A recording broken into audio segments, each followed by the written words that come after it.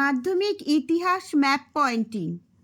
Students, অনেক সময় দেখা যায় ছোট প্রশ্নে সাল লিখতে বলা হয়েছে বা কোনো প্রশ্নের উত্তর তোমাদের জানা নেই, তখন ম্যাপ পয়েন্টিং জানা থাকলে অনেক সুবিধে হয়। তাছাড়া প্রত্যেকটা উপবিভাগ থেকে একটা করে প্রশ্ন লিখতেই হয়, তাই একটা ম্যাপ পয়েন্টিং কিন্তু তোমাদের করতেই হবে। দেখো, যেমন এই যে প্রশ্নপত্রটা রয়েছে, এখানে খ বিভাগ, এখানে মোট 16টা প্রশ্ন লিখতে হবে, কিন্তু প্রতিটি উপবিভাগ থেকে অন্তত একটি করে প্রশ্ন লিখতেই হবে। মানে এই যে 2.4-এ যে ম্যাপ পয়েন্টিং করতে বলেছে, এটা এই 4টার থেকে একটা তোমাদের লিখতেই হবে, ঠিক আছে? এই জন্য ম্যাপ পয়েন্টিংটা ইতিহাসেও খুব ইম্পর্টেন্ট। দেখো, 2017 সালে এসেছিল সাঁওতাল বিদ্রোহের এলাকা, নীল বিদ্রোহের একটি কেন্দ্র, দেশীয় রাজ্য হায়দ্রাবাদ, পুনর্গঠিত রাজ্য গুজরাট। 18 সালে এসেছিল চুয়ার বিদ্রোহের এলাকা, মুন্ডা বিদ্রোহের এলাকা, মহাবিদ্রোহের কেন্দ্র ঝাঁসি, দেশীয় রাজ্য জুনাগড়। 19-এ এসেছিল সাঁওতাল বিদ্রোহের এলাকা, বারাসাত বিদ্রোহের এলাকা, নীল বিদ্রোহের অন্যতম কেন্দ্র যশোর আর দেশীয় রাজ্য হায়দ্রাবাদ। আর 2020 সালে এসেছিল বাংলার ওয়াহাবি আন্দোলনের কেন্দ্র বারাসাত, নীল বিদ্রোহের অন্যতম কেন্দ্র যশোরে এসেছিল, আবার নদিয়াও এসেছিল।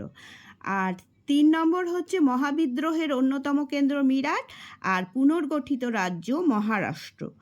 আর তোমরা জানো 2021 সালে মাধ্যমিক হয়নি, তাই 2022 সালে আবার এসেছিল নীল বিদ্রোহের অন্যতম কেন্দ্র নদিয়া, কোল বিদ্রোহের এলাকা ছোটনাগপুর, মহাবিদ্রোহের অন্যতম কেন্দ্র দিল্লি, মহাবিদ্রোহের অন্যতম কেন্দ্র কানপুর। আর যেটা এবারের জন্য খুব ইম্পর্টেন্ট, সেটা হচ্ছে 2023 সালের প্রশ্ন, সেটাই এসেছিল ম্যাপ পয়েন্টিংয়ে।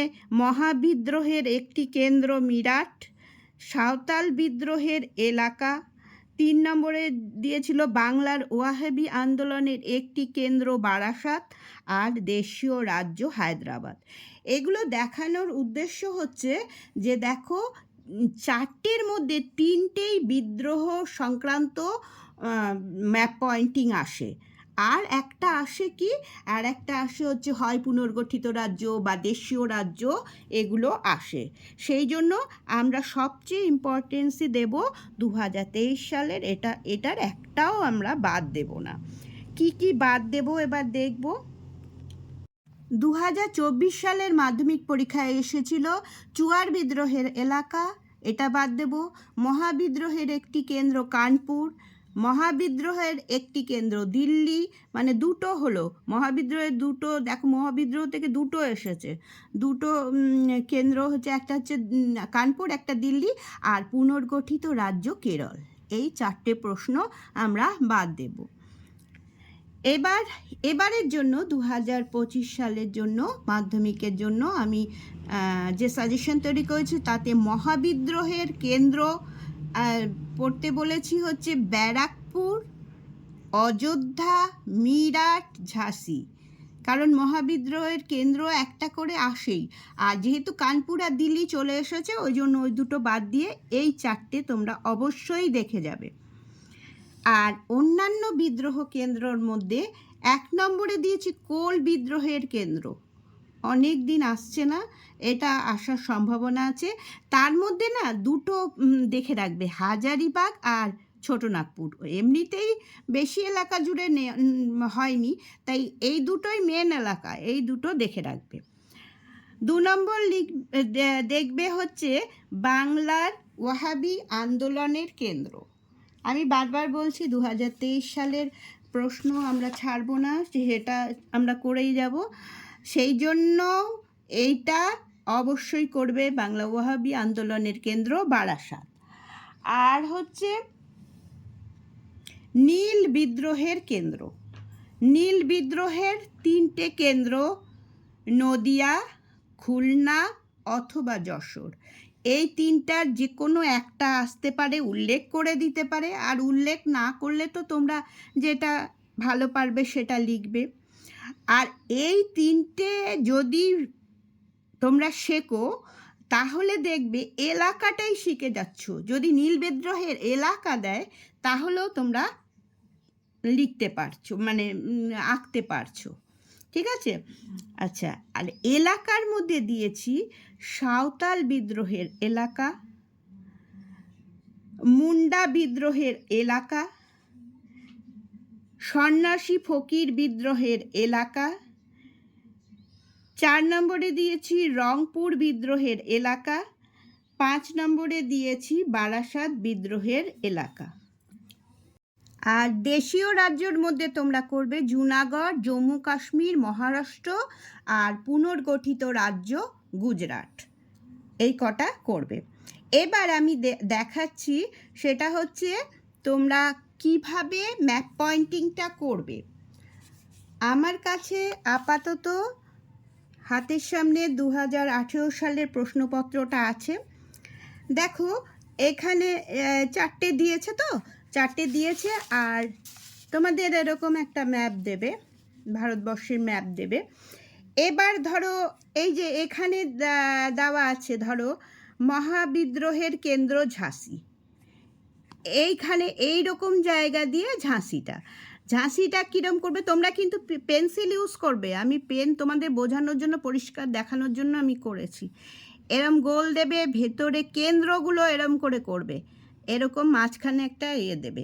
আর আমি এই যেখানে ঝাঁসি লিখেছি না, এখানে লিখবে না ঝাঁসি, কি লিখবে এখানে লিখবে হচ্ছে এই যে নম্বরটা, এই যে 2.4.3, এই নম্বরটা এখানে লিখবে 2.4.3, এই নম্বরটা লিখবে, ঝাঁসিটা লিখবে না।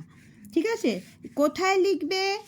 এইখানে এরকম একটা নির্দেশিকা, 4টে তো মাত্র, নির্দেশিকা বলে একটা এরকম খোপ করবে, এই যে এরকম লিখবে, নির্দেশিকায় লিখবে প্রতীক, দাগ নম্বর, নাম।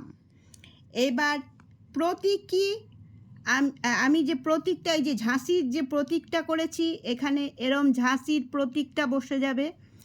দাগ নম্বর কত?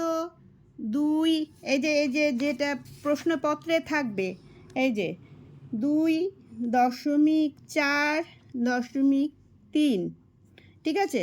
আর নামের জায়গায় কি লিখতে হবে? মহাবিদ্রোহের কেন্দ্র ঝাঁসি, মহাবিদ্রোহের কেন্দ্র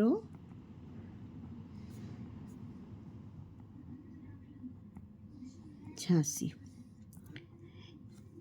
এইভাবে তোমরা এই জায়গাটায় মাত্র 4টে, তো এই জায়গাটায় এই ম্যাপের এই জায়গাটা দিয়ে হয়ে যাবে। তবু তোমরা যে গার্ড থাকবে তাকে একবার জিজ্ঞেস করতে পারো, অবশ্য সে বলতে চাইবে না মনে হয়, কারণ বলবে আমি ইতিহাসের টিচার নই, আমি বলতে পারবো না, এরকম ধরনেরই উত্তর পাওয়া যায়। যাই হোক, এইখানে এই যে ম্যাপটা থাকবে, ম্যাপে মাত্র 4টে, তো এখান দিয়ে এঁটে যাবে, ছোট ছোট করে লিখবে। ঠিক আছে? আর যদি কোনো এলাকা দেয়, এলাকা আসে, যেমন দেখো এখানে এই যে 2 নম্বরে এসছে মুন্ডা বিদ্রোহের এলাকা, এই দুটো এবারের জন্য আমি কিন্তু সাজেশনেও দিয়েছি, মুন্ডা বিদ্রোহের এলাকা। এই দেখো মুন্ডা বিদ্রোহের এলাকা এইটুকু, এখানে এই ছোট নাগপুর আর তার আশেপাশের এলাকাটা, বিহারে ছিল তখন ছোট নাগপুর, এই যে ছোট নাগপুর এলাকাটা, এটা দেখো, এটা আমি লিখেছি মুন্ডা বিদ্রোহ এলাকা, কিন্তু তোমরা এভাবে লিখবে না। কি লিখবে? এখানে এরকম চিহ্ন দেবে, এরকম দাগটা তো করতেই হবে, করে এলাকাটা দেখিয়ে এই যে এরকম দাগ চিহ্ন দিয়ে দেবে। ঠিক আছে? চিহ্নটা দেবে, আর কি দেবে, আর হচ্ছে কত নম্বরে আছে, এটা হচ্ছে 2.4.2 আছে, তাহলে এইটা দেবে, চিহ্নটা দেবে আর নম্বরটা দেবে। তাহলে নামটা কোথায় দেবে?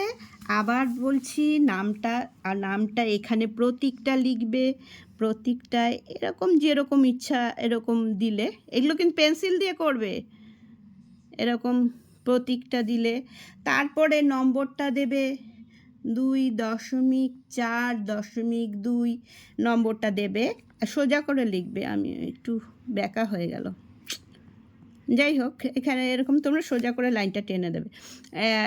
আর এখানটা কি লিখবে? এখানে লিখবে মুন্ডা, যেটা এসেছে মুন্ডা বিদ্রোহের এলাকা। বিদ্রোহ ছোট ছোট করে লিখবে, বিদ্রোহ এলাকা। ঠিক আছে? তাহলে ভালো করে মন দিয়ে এই যেগুলো তোমরা করেছো, ম্যাপ পয়েন্টিং শিখেছো, সেগুলোর মধ্যে আমার এই সাজেশনটা মিলিয়ে দেখবে। যদি এক্সট্রা কিছু থাকে সেটা করে নেবে, করে নিয়ে আর সুন্দর করে এই যে আমি যে নির্দেশিকাটা দেখালাম এভাবে সুন্দর করে ম্যাপের ভিতরে লিখবে, তাহলেই ফুল মার্কস পাওয়া যাবে। তাহলে স্টুডেন্ট, তাহলে আজ এই পর্যন্তই। তোমরা সকলের পরীক্ষা খুব ভালো হোক এই কামনা করি। তোমরা ভালো থাকো, সুস্থ থাকো।